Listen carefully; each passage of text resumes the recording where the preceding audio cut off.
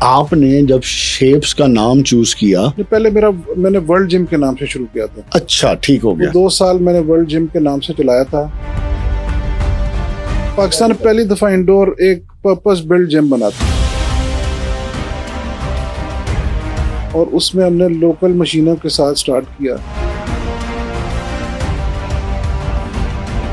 کیا یہ سفر آسان تھا یا مشکل تھا؟ نہیں، بہت مشکل سفر. شروع کا جو وقت تھا نا، شروع کے 10 سال بہت مشکل تھے.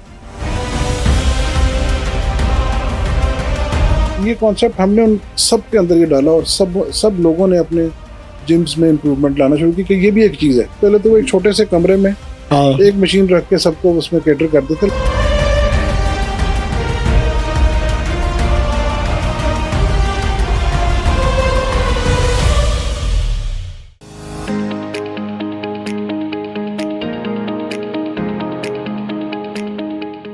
بسم اللہ الرحمن الرحیم. ناظرین، آج ہم جس شخصیت کو اپنی پوڈ کاسٹ میں لے کر آئے ہیں، اگر میں ان کا تعارف شروع کروں تو آپ حیران رہ جائیں گے کہ ایک ایسی شخصیت جو ایک بزنس گھرانے میں جنم لیتی ہے اور پھر اس کے بعد شوق کچھ اور اڈاپٹ کرتی ہے، پیشن کچھ اور اپناتی ہے اور پھر شوق اور پیشن کو اکٹھا لے کر چلتی ہے. اور پھر جس چیز کو انہوں نے اپنا بزنس ماڈل بنایا وہ پیشن کے ساتھ آیا. وہ پیشن اس لیے کہ انڈسٹریل ہونے کے باوجود ٹیکسٹائل سے ریلیٹڈ اپنی انڈسٹری تھی ان کی، اس کو آگے بڑھانے یا اس میں فردر چیزیں لانے کی بجائے انہوں نے ایک نئی سٹوری کھڑی کر دی جو پاکستان میں کہیں کانسیپٹ ہی نہیں تھا، جس کو آپ یہ کہیں کہ گلی محلے میں لوگ شوقیہ طور پہ ڈنڈ بیٹھ کے مارتے تھے، ڈمبل لگاتے تھے. کوئی لکڑی کے ڈمبل بنا کے چل رہا ہے، کوئی پتھروں کے ساتھ ایکسرسائز کرتے تھے، کوئی آرگنائز کچھ بھی نہیں تھا. شوق تھا ان کا کرکٹ، اور کرکٹ میں وہ فرسٹ کلاس کرکٹ تک گئے. بیک گراؤنڈ ٹیکسٹائل انڈسٹری تھی، فیملی سارے کچھ اور کرتے تھے، کوئی گھی مل چلا رہا ہے، کوئی کچھ اور چلا رہا ہے. تو انہوں نے فیصلہ کیا یار کہ میں تو کچھ نیا ہی کروں گا، اور وہ کچھ ایسا نیا کیا کہ آج پاکستان میں وہ میرے نزدیک ایک لیڈنگ انڈسٹری بن گئی ہے. آج ہم ان سے جب گفتگو کریں گے تو ہم ان سے پوچھیں گے کہ یہ جو آپ نے اتنا بڑا انیشیٹو لیا، اس کے پیچھے کوئی ماسٹر پلان تھا، ان کی سوچ تھی، کیا تھی کہ انہوں نے جو اپنا پروفیشن بنایا وہ بنایا انہوں نے ایکٹیو لائف سٹائل کے ریلیٹڈ جم. کہ پاکستان میں چونکہ میں نے پہلے جو بات کی کہ گلی محلوں میں کوئی ایسا آرگنائزڈ انفراسٹرکچر والا جم موجود نہیں تھا جہاں top of the line facilities موجود ہوں، جہاں کوئی بھی شخص جا کر یہ محسوس کرے کہ وہ ایک ایسی انوائرمنٹ میں آیا جو اس کو ہیلدی لائف سٹائل کی طرف لے کے جا رہی ہے. تو انہوں نے ون اینڈ اونلی اپنا برانڈ کھڑا کیا، اور جب انہوں نے اپنے برانڈ کو کھڑا کیا تو پھر دیکھتے ہی دیکھتے پورے پاکستان میں لوگوں نے ان کو فالو کیا، اور جس کا نتیجہ یہ نکلا کہ آج لاکھوں لوگ ایک پروفیشنل جمز میں جاتے ہیں جہاں ان کو ٹاپ کوالٹی ٹرینرز ملتے ہیں، ٹاپ کوالٹیز فیسلٹیز ملتی ہیں. ادھر اپنے آپ کو ہیلتھ کانشیس ہو کر مانیٹر کر کے اپنے لائف سٹائل کو بہتر کر رہے ہیں. اور جو ان کا شوق تھا کرکٹ، اس میں بھی انہوں نے اپنا نام بنایا. فرسٹ کلاس کرکٹ کے بعد انہوں نے پلان کیا کہ بھائی مجھے اب اپنی نوجوان نسل کو ٹرین کرنا ہے، اس نوجوان نسل کو آگے لے کے آنا ہے. ہم نے پاکستان کی مستقبل کی ٹیم کے کھلاڑی تیار کرنے ہیں. اور پورا پاکستان جانتا ہے کہ جس ایمانداری اور محنت کے ساتھ اور لگن کے ساتھ وہ کرکٹ کو اپنا ٹائم دیتے ہیں، وہ شاید اپنے بزنس کو اتنا ٹائم نہیں دیتے. اور آبجیکٹو ایک ہی ہے کہ پاکستان کی ٹیم کی کرکٹ بہتر ہو جائے. وہ اس پہ بھی بات کریں گے، اگرچہ وہ بہتر نہیں ہو رہی، اس پہ بھی ہم بعد میں بات کریں گے. لیکن ایک اس شخصیت کا نام ہے خواجہ ندیم. انہوں نے جب جم کا کانسیپٹ پاکستان میں لے کر آئے، پروفیشنل جم کا، تو یہ آج سے 30-35 سال پرانی بات ہے. آپ دیکھیں کہ اتنا بڑا رسک کون لیتا ہے. تو آج ہم ان سے سوال کریں گے. تھینک یو خواجہ صاحب، آپ آئے. شکریہ آپ کا بلانے کا جی.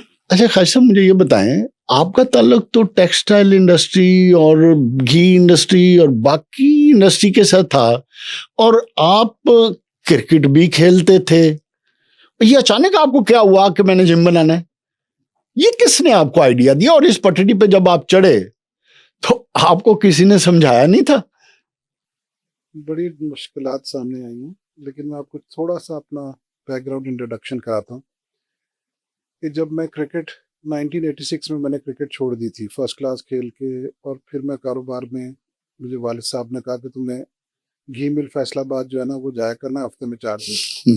تو میں 4 دن فیصل آباد رہتا تھا اور پھر واپس آ جاتا تھا، اور اسی طرح ہی میرا یہ روٹین چل رہی تھی. پھر یہ 90s میں جا کے نا، ارلی 90s میں وہ ٹیکسٹائل مل لگی، پھر میری ڈیوٹی وہاں پہ لگ گئی.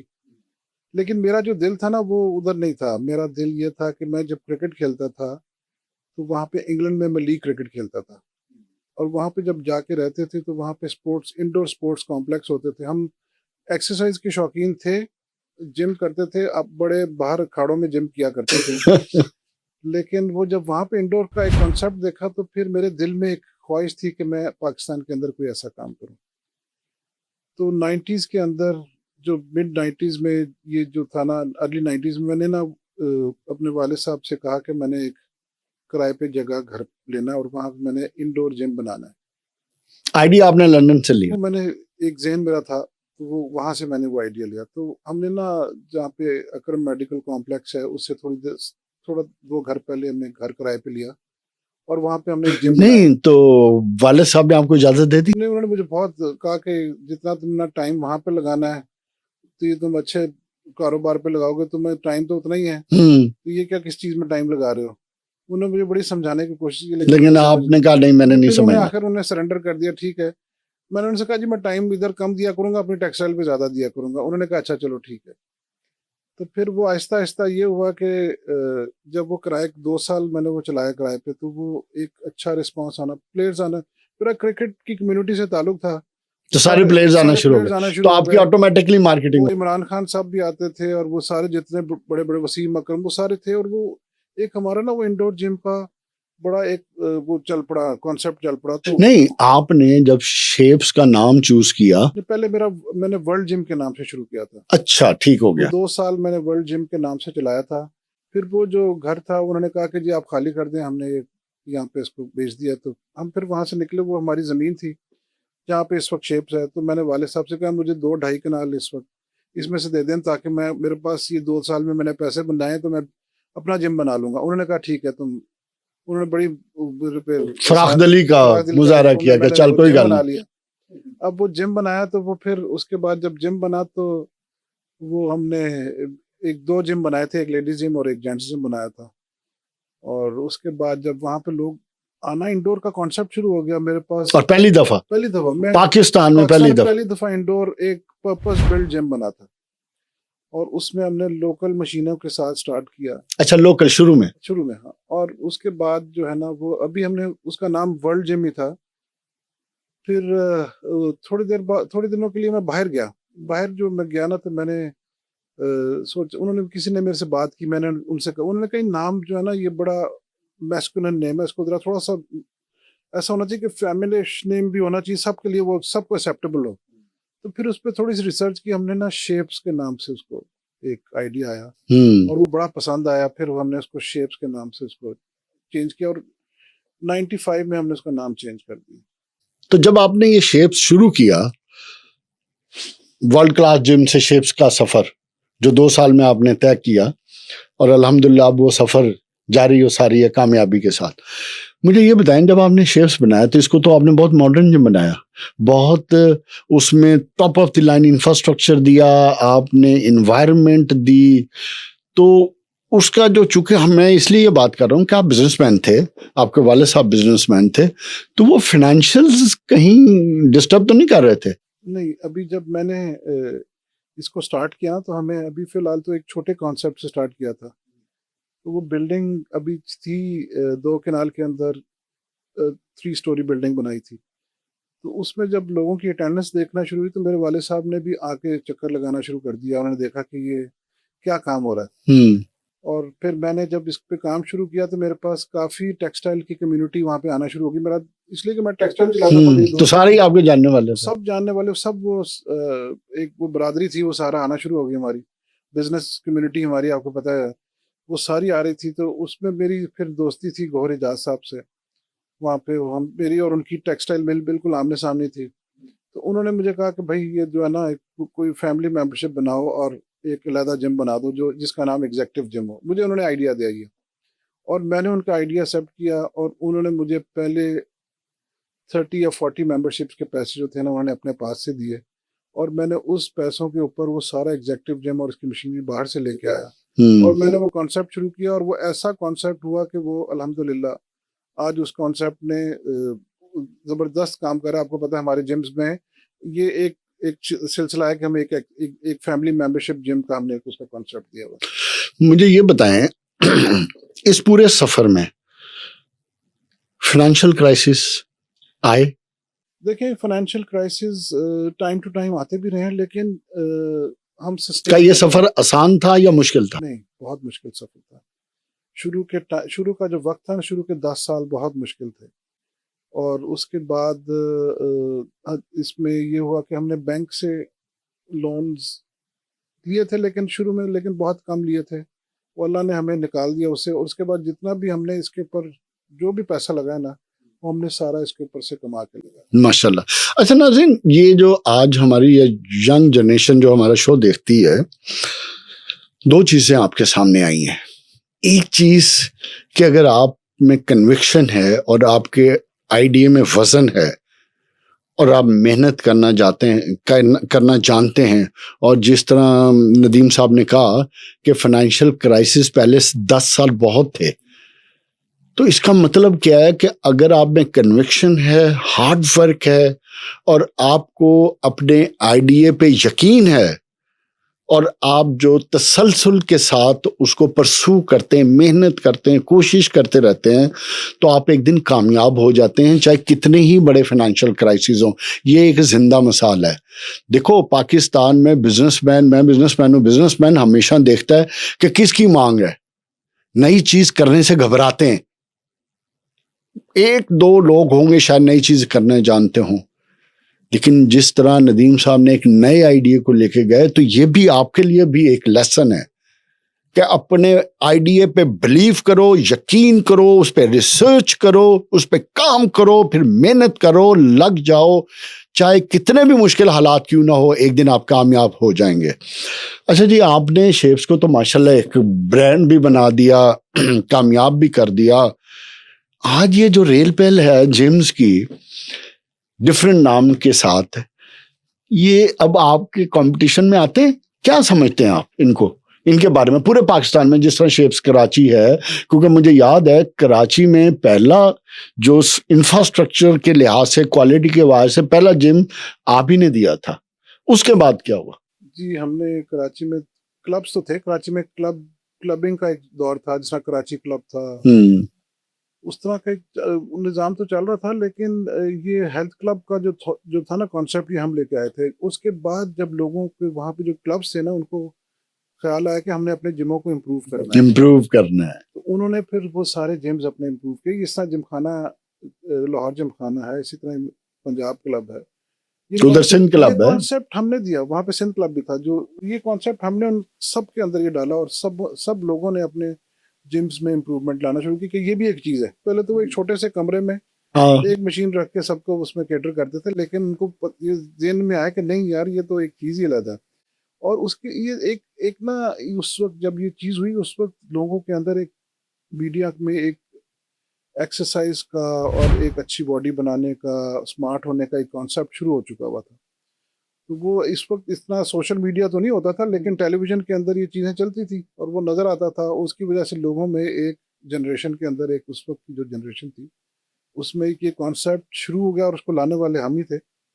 اور جب یہ چیز شروع ہوئی ہے تو پھر وہ پھر رکی نہیں ہے. دیکھیں کمپٹیشن میں تو سمجھتا ہوں کہ ہمیشہ ایک کمپٹیشن وہ ہیلدیئر کمپٹیشن ہوتا ہے. آپ کا ابھی بھی اگر یہاں پہ اس وقت میں کہتا ہوں 25 کروڑ کی آبادی ہے نا, اس میں سے جو افورڈیبل کمیونٹی ہے نا جس طرح کہ ہمارے جم ہے وہ ہے 4 سے 5 یا 6%.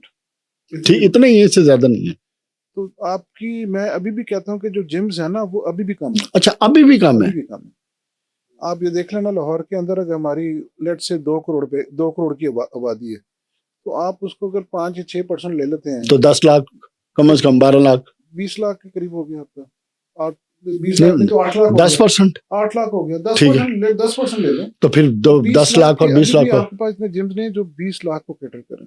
ٹھیک ہے. تو ابھی بھی آپ کے پاس اتنا میرا خیال ہے کہ ابھی بھی آپ کے پاس جموں کی کیپیسٹی. اچھا اس کو جم کو آپ لگژری سمجھتے ہیں یا نیسیسٹی سمجھتے ہیں؟ Necessity. This is it is become the necessity. دیکھیں کئی لوگوں کے لیے ڈیفینیٹلی لگژری ہوگی, ایک فیشن ہوگا, جانا ہے میں نے اپنے. دیکھیں جس طرح لوگ کلبوں میں جا کے اپنے آپ کو وہاں پہ جاتے تھے نا, ایک فیشن ہوتا تھا کہ ہم جا رہے ہیں اپنی پریزنس شو کرنی. اس طرح یہ ہیلتھ کلب کے اندر اپنی پریزنس شو کرتے ہیں. دیکھیں ناظرین میں بتاؤں آپ کو, میں اس چیز پہ بلیو کرتا ہوں کہ آپ کی صحت ہے تو سب کچھ ہے. اگر صحت نہیں ہے تو پھر کچھ بھی نہیں, آپ کسی کام کے نہیں ہیں.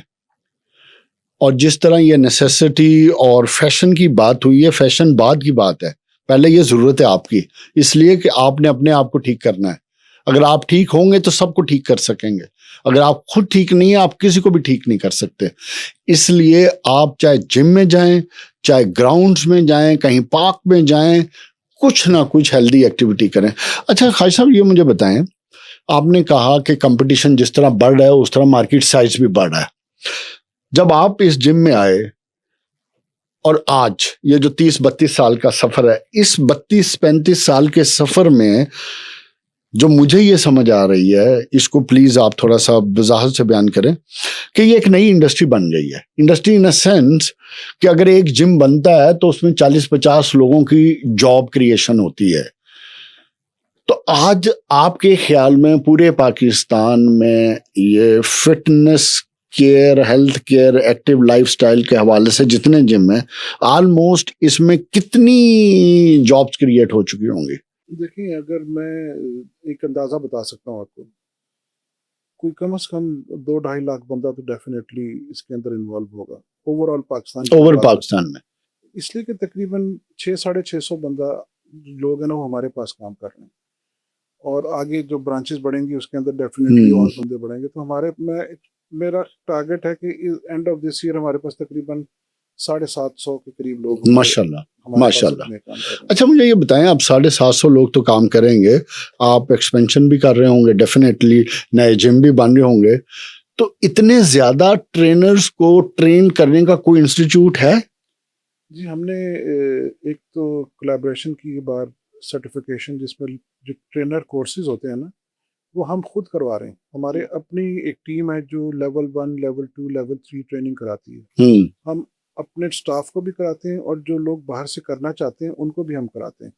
یہ ہمارا پورا سال ایک پروگرام چل رہا ہوتا ہے. ہمارا اپنا ایک پورا ایجوکیشن کا پورا ایک ڈپارٹمنٹ بنا ہوا ہے جس میں وہ ساروں کو ٹریننگ, ان کی فزیکل ٹریننگ بھی ہوتی ہے اور ایجوکیشنل کی, اور اس پہ یہ ان کی ساری اور ان کی ایگزامز ہوتے ہیں جو ان کو سرٹیفکیشن باہر سے آتی ہے.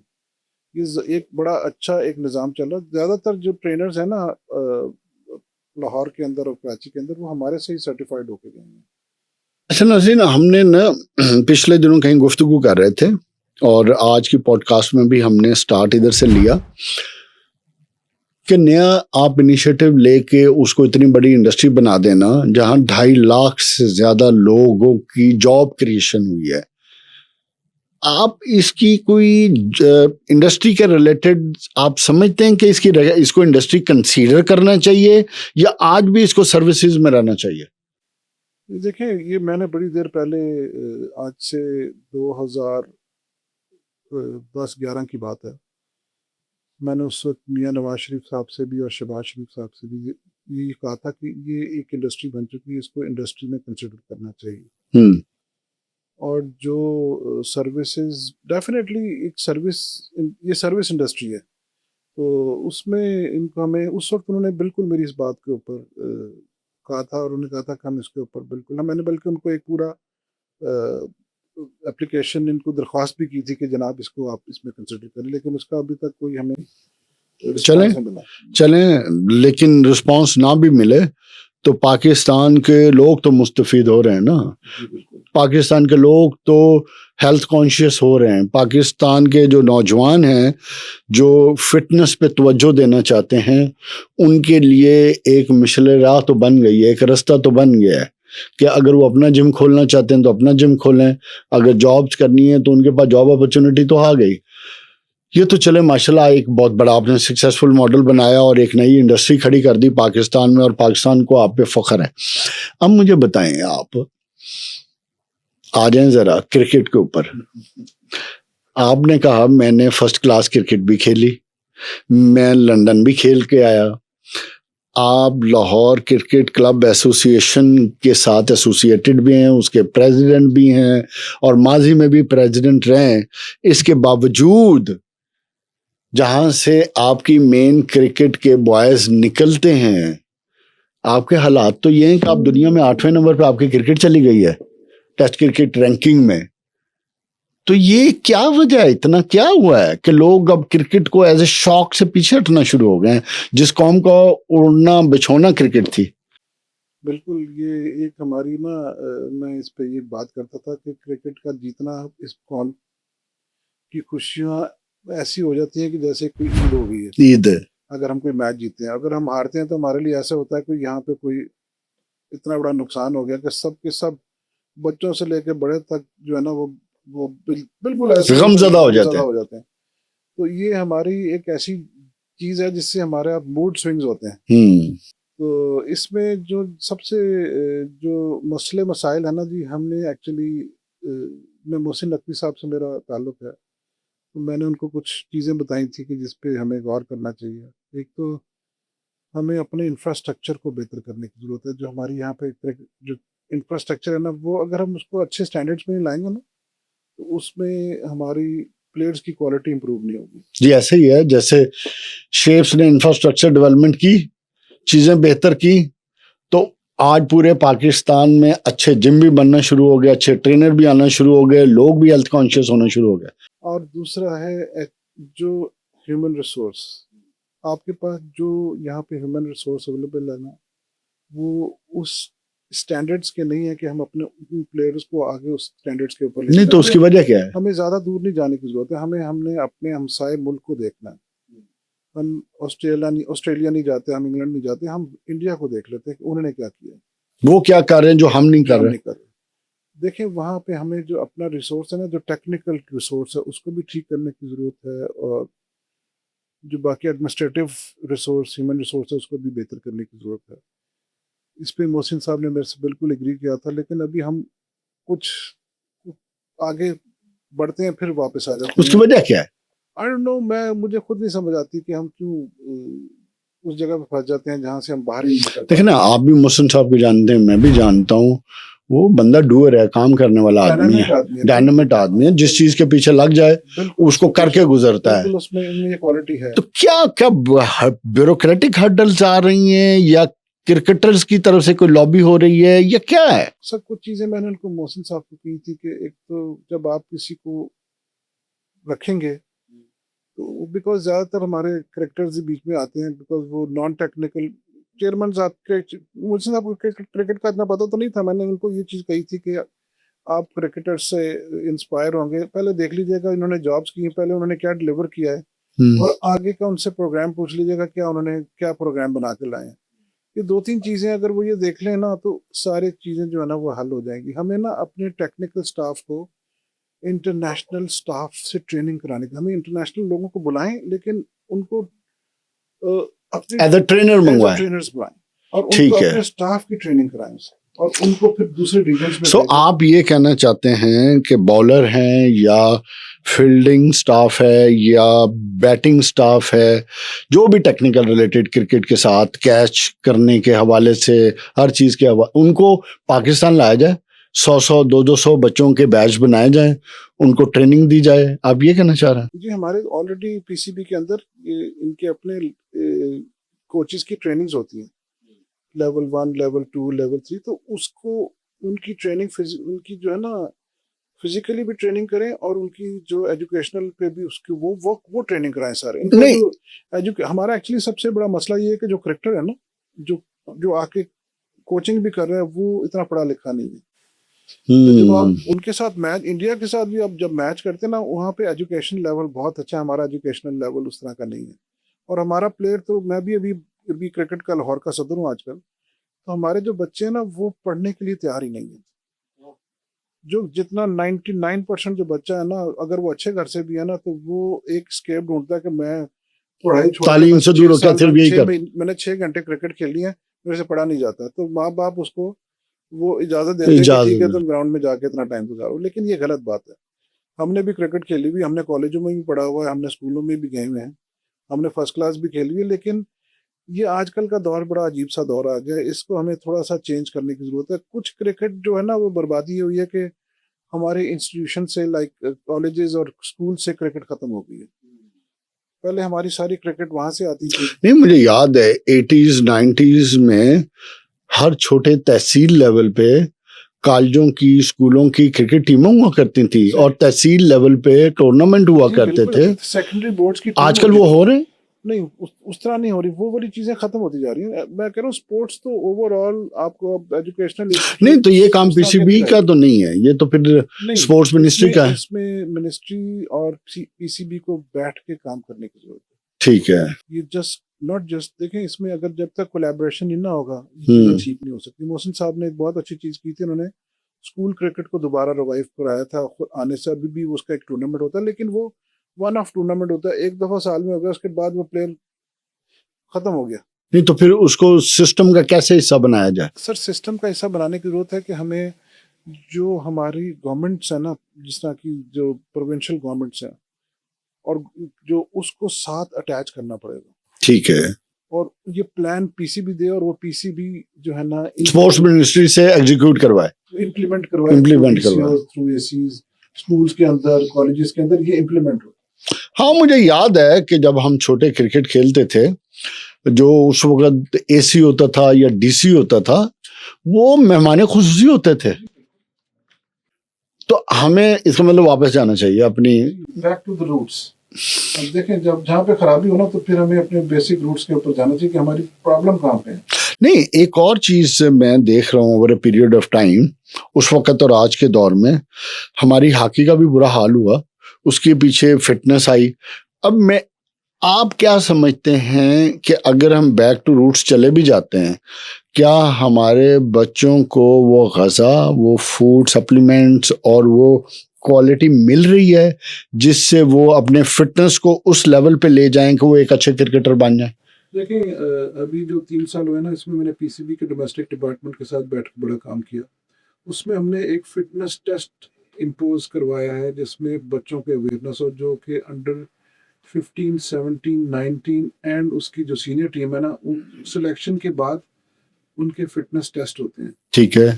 और जो फिटनेस टेस्ट फेल करता है, उसको दोबारा चांस दिया जाता है 1-2 दिन बाद. अगर वो नहीं कर सकता, बेशक उसकी जितनी मर्जी परफॉर्मेंस हो, उसको हम फारिग कर देती है, ताकि तुम अगली दफा अपनी फिटनेस. आपका दौर है एक, ठीक है, और एक आज का दौर है, ठीक है. फिटनेस के हवाले से कैसे देखते हैं? क्योंकि मुझे लगता है कहीं ना कहीं हमारी फिटनेस का इशू है. देखिए, उस वक्त जब मैं बात कर रहा हूँ, जब मैं खेलता, ताकि वो क्लास ऊपर नहीं आ रही. खेलते थे उस वक्त, मैं तो फिटनेस करता था, लेकिन उस वक्त क्रिकेट की रिक्वायरमेंट इतनी ज्यादा नहीं थी. क्रिकेट बहुत कम होती थी. वनडेज होते थे, साल में 3 या 4 टेस्ट मैच होते थे, ये 5 या 6 वनडेज होते. अब आपने लीग भी खेलनी है, प्लेयर को सारा साल क्रिकेट खेलनी है. 365 दिन है ना, तो वो 250 दिन क्रिकेट खेलता है. फिर تو کہ اس کا کیا سولوشن کیا ہے؟ اس کا سولوشن یہ کہ آپ اس کو اپنے مسلس کو اس طرح ٹرین کرنا پڑے گا.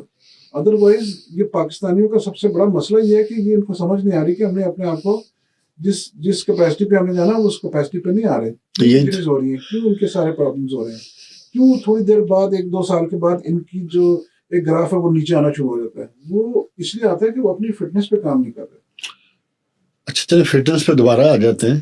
مجھے یہ بتائیں کہ جو آپ کے جم جس طرح ہم ایکسپینڈ کر رہے ہیں, جو جم میں مشینری لگ رہی ہے, جو اکوپمنٹ استعمال ہوتا ہے, پاکستان کیا اس لیول کا اکوپمنٹ تیار کر رہا ہے جی نہیں, یا آپ کو باہر سے منگانا پڑتا ہے؟ ہمیں دیکھیں پہلے اگر میں آج سے جب ڈالر اتنا مہنگا نہیں ہوتا پہلے تو ہم امریکہ سے منگوا رہے تھے. ٹھیک ہے. اور اس کے بعد جب ڈالر بہت زیادہ بڑھ گیا اور ڈیوٹیز بڑھ گئی تو اب چائنا نے اتنا اپنے آپ کو امپروو کر لیا کہ وہ اس وقت امریکن مارکیٹ کو کاٹ گیا. اس کا چائنا کا اکوپمنٹ امریکن فٹنس اکوپمنٹ کے مقابلے میں بہتر ہے یا اتنا ہے یا اس لیول پہ؟ اس سے بہتر ہونا شروع ہو گیا. اچھا, انہوں نے جو ٹیکنالوجی اور جو اس میں ریسرچ ورک کے ساتھ جو مسل ٹریننگ مشینز ہیں یا ان کی کارڈیو مشینز ہیں نا, وہ ان سے بہت آگے چلی گئی. میں پہلے اس پہ تھوڑا سا ریلیکٹنٹ ہوتا تھا جب میں امپورٹ کرتا تھا کہ نہیں, ہم نے یہ والا ایک برانڈ تھا ہمارا سائبیکس, ہم نے یہ امپورٹ کیا. لیکن ابھی میں نے ریسنٹلی چائنیز برانڈ کے ساتھ کولیبریشن کیا اور اس کا کوپن منگوایا, اور میں ایک بڑا فخر سے بتاتا ہوں کہ میں سمجھتا ہوں کہ ان کا کوپن جو ہے نا اس وقت چائنا کا اور پرائس میں وہ اگر 3 ٹائمز نیچے ہے. ہم جو جم بنا رہے ہیں اگر اس کو ایک جم کاسٹ کرے گا اگر 15 کروڑ روپے کا, تو یہ اس کو 5 کروڑ روپے کا. تو مجھے یہ بتائیں, میں تو یہ انڈسٹری کے حوالے سے بات کرنا چاہتا ہوں کہ جس طرح آپ کی گروتھ ہوئی ہے انڈسٹری کی, آپ کی انڈسٹری کی, اس کے لیے پاکستان میں کیوں نہ پلانٹ لگے یا انڈسٹری لگے جو آپ کے اکوپمنٹ آپ کی کوالٹی کا بنا کے دے؟ بالکل لگنا چاہیے. اور اس میں دیکھیں, اس میں نے بھی ایک دفعہ کوشش کی تھی کہ ہم جس کو لے کے کسی سے یہاں پہ اس کو اس طرح گاڑیوں کی آپ اپلیکیشن کر دیتے ہیں, اس طرح ہم کر دیں, لیکن وہ ہمیں آگے مارکیٹ اتنی بڑی نظر نہیں آ رہی تھی.